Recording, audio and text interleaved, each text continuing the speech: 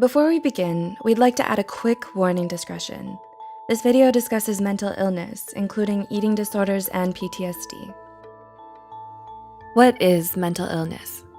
According to National Alliance on Mental Illness, it's defined as a condition that affects a person's thinking, feeling, or mood for a sustained period of time that negatively impacts them. You might be wondering, is depression a mental illness? What about anxiety? Yes, they are. In fact, they're the most common types of mental illnesses. In this video, Psych2Go covers 10 of the most common types of mental illnesses. 1. Anxiety disorders. We know 18.1% doesn't sound like a lot, but that's the number of adults in the US who suffer from anxiety disorders. 40 million people suffer from symptoms of an anxiety disorder every year. Of those 40 million people, it's estimated that only 36.9% of them will get help. Anxiety disorders rarely appear alone, with depression being a common co-diagnosis. Anxiety disorders come in a few varieties: generalized anxiety disorder, GAD, panic disorder, social anxiety disorder, SAD, and obsessive compulsive disorder, OCD.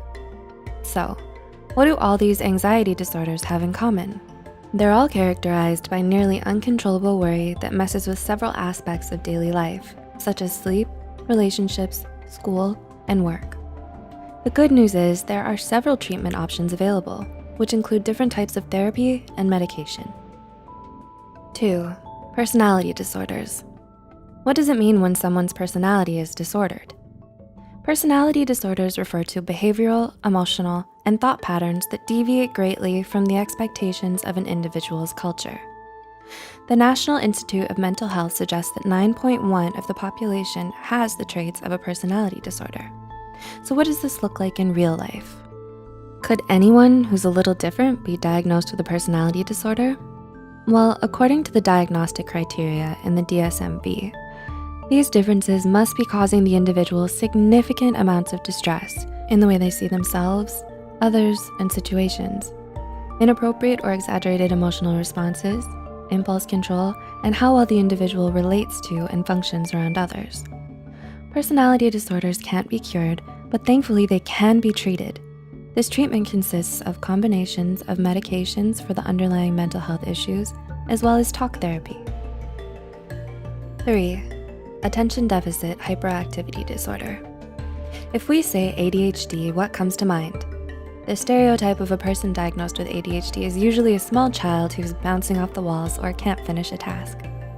However, between 7.8% and 11% of children aged 4 to 17 are diagnosed with ADHD any given year. ADHD affects people of all ages and includes multiple symptoms, such as inability to concentrate, forgetfulness, inability to sit still, restlessness, and losing things. An individual's symptoms vary depending on their age, gender, and type of ADHD. Did you know there's actually 3 recognized types of ADHD? They're ADHD, combined type ADHD, impulsive hyperactive type, and ADHD inattentive and distractible type. Most people think meds are the only way to control ADHD. But many people diagnosed with the disorder find relief by using a combination of medications, life coaching, education, and talk therapy. 4. Post-traumatic stress disorder. Did you know that an estimated 6.8% of the US population will develop some form of post-traumatic stress disorder? That's about 19 million people in the US alone. So how does this happen? You, me, everybody will get stressed out by something in our lives. Some people will come across something so stressful that it affects them permanently. For many of them, this stress becomes trauma. A traumatic event is considered any event that should not have happened, such as a natural disaster, an assault, childhood neglect, abuse, starvation, and so on. Stress is a completely normal reaction to trauma, but what happens when the threat is gone? The stress and trauma stops on its own for most people when the mind and body understand the individual is no longer under attack. But what if the mind and body don't get the memo? Post-traumatic stress disorder refers to a prolonged fight or flight response that happens after the stressful event has stopped. Complex post-traumatic stress disorder, CPTSD, refers to the PTSD that occurs due to a series of continued traumatic events, such as childhood abuse. Think of PTSD and CPTSD as the echoes of the stress response.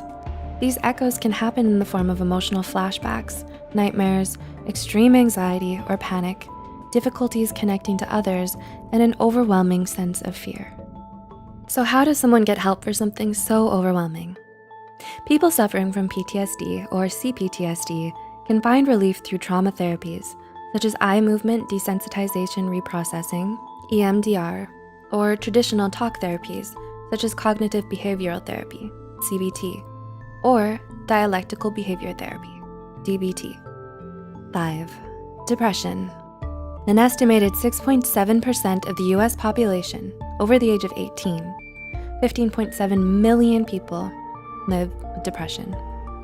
Although the occasional low mood is a normal response to negative situations, depression entails low moods that are severe and last longer than 6 weeks. Depression manifests differently in women than men. Women tend to experience depression as feelings of sadness, worthlessness, and shame or guilt. Men tend to mistake the symptoms of depression as fatigue and being easily irritated.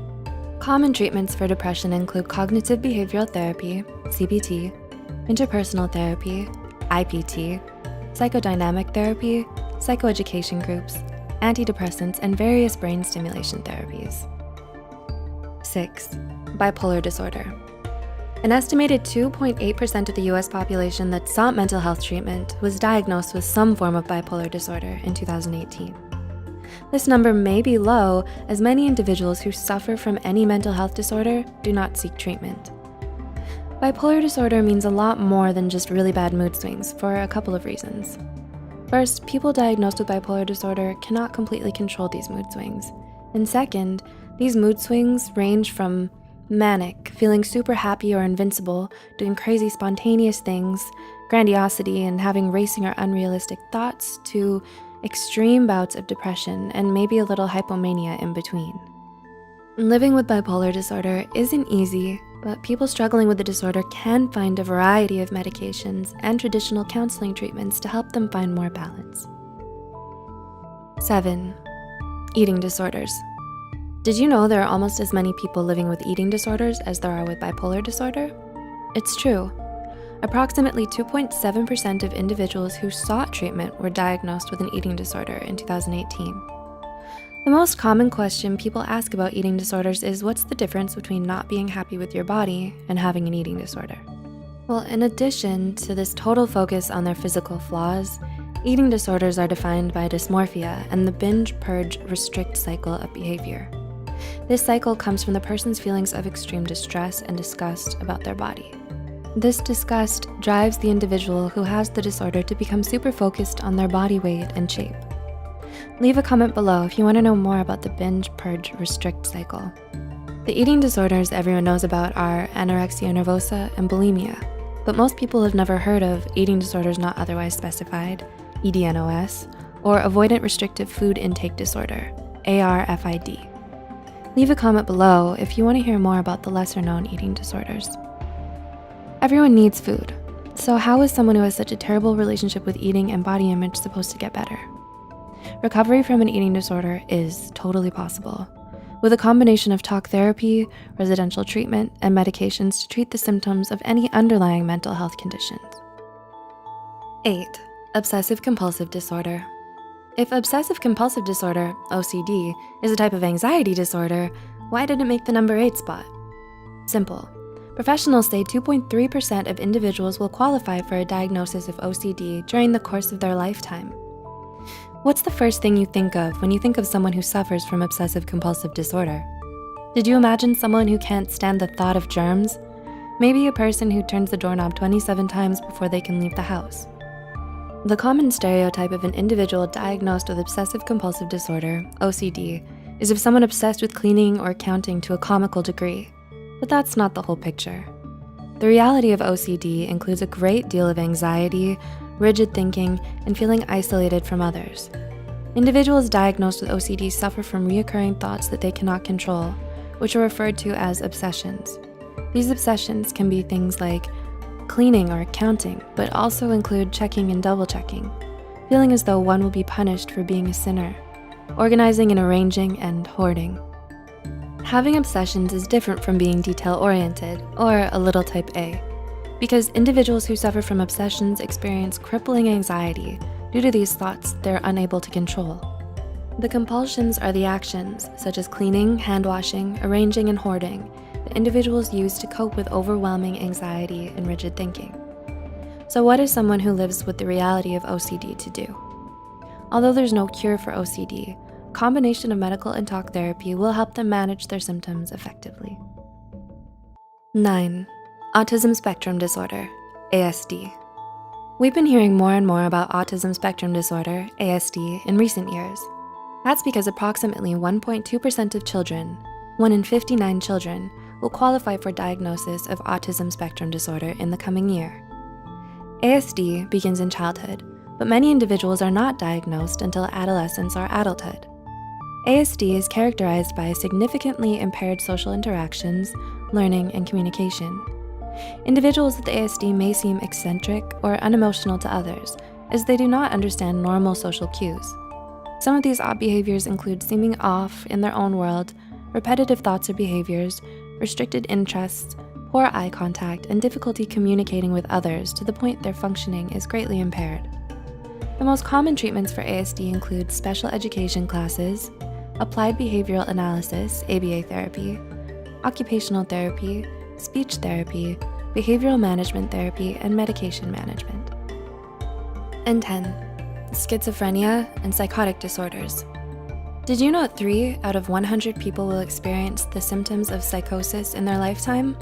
Yep, this means 1% of the population suffers from a psychotic disorder. People usually have their first psychotic break between the ages of 16 and 30, which means approximately 100,000 adolescents and adults will experience their first psychotic break every year. This does not mean everyone who experiences psychosis will always have a psychotic disorder. Medical and environmental or situational factors such as extreme stress, certain prescriptions, and illicit drugs can induce temporary psychosis. For individuals with a psychotic disorder, however, the symptoms last longer than 6 months. So, what is psychosis anyway? Someone suffering from psychosis has breaks or disruptions in their reality, which manifest in behaviors such as religious delusions, audio, visual, or tactile hallucinations, feelings of paranoia or persecution, and disordered or jumbled thoughts and speech. Schizophrenia is the most common psychotic disorder, but the DSM-V recognizes a few others. Would you like to know more about the other psychotic disorders? Then tell us in the comments below. Having a psychotic disorder can feel like torture, but it doesn't have to. Many people who are diagnosed with some type of psychosis are successfully treated with a combination of specialized medications, therapy, and case management. Have you or a loved one ever dealt with any of the mental illnesses in this article? Were there any symptoms on this list that surprised you? Which mental illnesses do you want to hear more about? Tell us in the comments below. As always, any information provided here is for educational purposes only. If you need mental health counseling or treatment, please contact your insurance company, local college students counseling clinic, or your county crisis line. Help is out there. For more information on mental illness and mental health, stay tuned to Psych2Go. As always, thanks for watching.